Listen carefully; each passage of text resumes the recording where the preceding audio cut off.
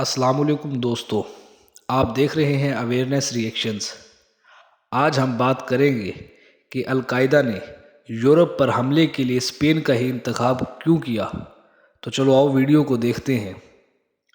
یہ 11 مارچ کا دن تھا اور اسپین کے دارالحکومت میڈرڈ میں چلنے والی ٹرینوں میں مسافروں کا بے پناہ رش تھا، لیکن ان ٹرینوں میں سوار سینکڑوں مسافر اس بات سے بے خبر تھے کہ آج ان کے سفر انہیں ایک ناقابل فراموش واقعے سے دوچار کرنے والا ہے۔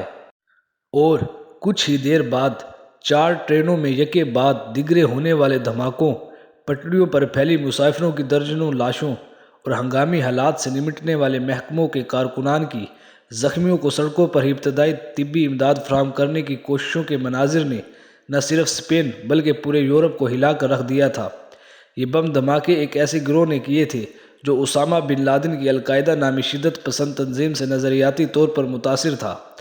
11 مارچ کو ہونے والے ان دھماکوں میں 192 افراد ہلاک اور 2000 سے زائد زخمی ہوئے تھے۔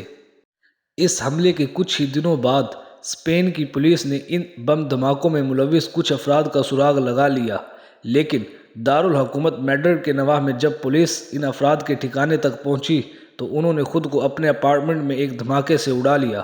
اس حملے میں ملوث چند دیگر افراد کو گرفتار کیا گیا اور بعد ازاں انہیں قید کی لمبی سزائیں سنائی گئی۔ 11 مارچ 2004 کو اسپین میں ہونے والا دہشت گردوں کا یہ حملہ رواں صدی میں یورپ کی تاریخ کا سب سے بڑا حملہ تھا۔ کرولا گارسیا کالو و اسپین کے رائل ایکولوجیکل انسٹی ٹیوٹ کے programme on violent radicalisation and global terrorism سے منسلک ہے۔ BBC نے یورپ کی تاریخ کے سب سے بڑے دہشت گرد حملوں کو سمجھنے کے لیے ان کے ساتھ رابطہ کیا۔ کرولا کہتے ہیں کہ ہسپانوی نقطۂ نظر سے دیکھیں تو ان حملوں سے معلوم ہوا کہ دہشت گردی کے وہ خطرات جن پر عام لوگ توجہ نہیں دیتے تھے وہ دراصل حقیقت پر مبنی تھے۔ ان کا کہنا ہے کہ ماضی میں اسپین میں کچھ جہادی گروہوں کا خاتمہ کیا گیا تھا جن میں 1997 میں ختم ہونے والے آرمڈ اسلامک گروپ یا پھر 2001 میں ایک آپریشن میں ایک دوسرے شدت پسند گروہ کے خلاف بڑی کارروائی شامل تھی۔ وہ کہتے ہیں کہ یہ کہنا غلط نہیں ہوگا کہ اسپین میں جہادیوں کی موجودگی کے اشارے موجود تھے، لیکن ٹرینوں میں ہونے والے بم دھماکوں نے اچانک اس حقیقت کو سب کی آنکھوں کے سامنے لا کھڑا کیا۔ کرولا کہتے ہیں کہ 11 مارچ کو ہونے والے دھماکے اتنے بڑے اور بھیانک تھے کہ اس کے بعد پوری سرکاری مشینری کو اور معاشرے کو ایک نئے خطرے سے نمٹنے کی تیاری کرنی پڑی۔ اس وقت سے آج تک جہادی دہشت گردی ہمارے ملک کے لیے سب سے بڑا خطرہ ہے۔ القاعدہ کے سربراہ اسامہ بن لادن سن 2011 میں پاکستان میں ایک امریکی کارروائی میں ہلاک ہوئے تھے اور ماہرین کے مطابق القاعدہ آج اپنے ماضی کی طرح طاقتور نہیں رہی۔ لیکن کرولا کہتے ہیں کہ امریکہ میں 9/11 کے بعد کوئی بھی اتنا بڑا حملہ نہیں ہوا، لیکن وہ یہ سمجھتے ہیں کہ ان عسکریت پسندوں کے خلاف کارروائیوں کے باوجود دہشت گردی بہت پھیل چکی ہے اور ان کے پیروکاری کی تعداد بھی پہلے سے کہیں زیادہ ہے۔ ان کے مطابق دہشت گردی سے سب سے کم لاطینی امریکہ متاثر ہوا تھا، لیکن اب وہاں بھی ایسے افراد ہیں جنہوں نے لڑائی کے لیے شام جانے کا فیصلہ کیا تھا۔ کرولا سمجھتے ہیں کہ دہشت گردی کے خلاف جنگ شروع ہونے کے بعد القاعدہ کو اپنی حکمت عملی بدلنی پڑی اور اس نے اختیارات کو نچلی تنظیموں میں تقسیم کر دیا۔ اس کے بعد سے ہم کسی ایک القاعدہ کی بات نہیں کر سکتے جس کا کوئی مرکزی ڈھانچہ ہو، بلکہ اب یہ فرنچائزوں میں بٹی ہوئی ہے۔ ایسے لوگ ہیں جن کا تنظیم سے کوئی تعلق نہیں، لیکن وہ پروپیگنڈے سے متاثر ہیں۔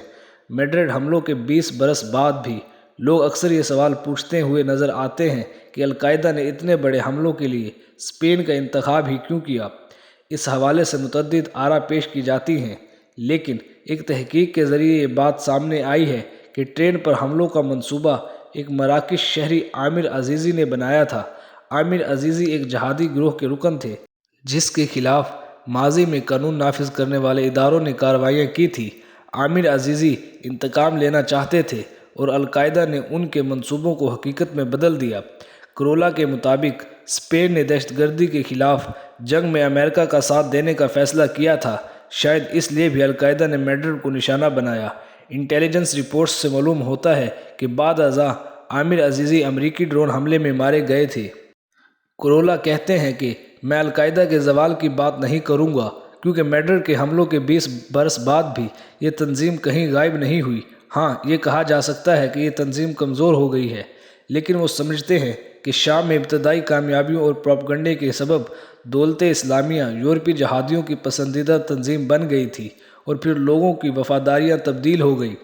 وہ کہتے ہیں کہ ہم مستقبل میں بھی میڈرڈ حملوں جیسے واقعات کے امکان کو نظر انداز نہیں کر سکتے، کیونکہ دہشت گرد گروہوں کا مقصد ہی آپ کو سرپرائز دینا ہوتا ہے، اور ان گروہوں نے مغربی دنیا میں حملے کرنے کا ارادہ ابھی تک ترک نہیں کیا ہے۔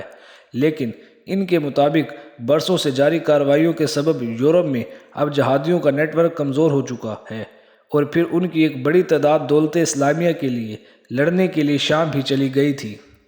وہاں ان جہادیوں کی بڑی تعداد یا تو گرفتار ہوئی یا پھر ہلاک۔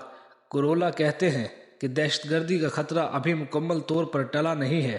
میں غزہ میں ہونے والے جنگ سے پریشان ہوں، کیونکہ بین الاقوامی جہاد کے لیے فلسطین کا تنازع انتہائی اہمیت کا حامل ہے۔ ان کے مطابق فلسطین کی آزادی اور اسرائیل کی تباہی ان گروہوں کے اعلان کردہ مقاصد میں سے ایک ہے۔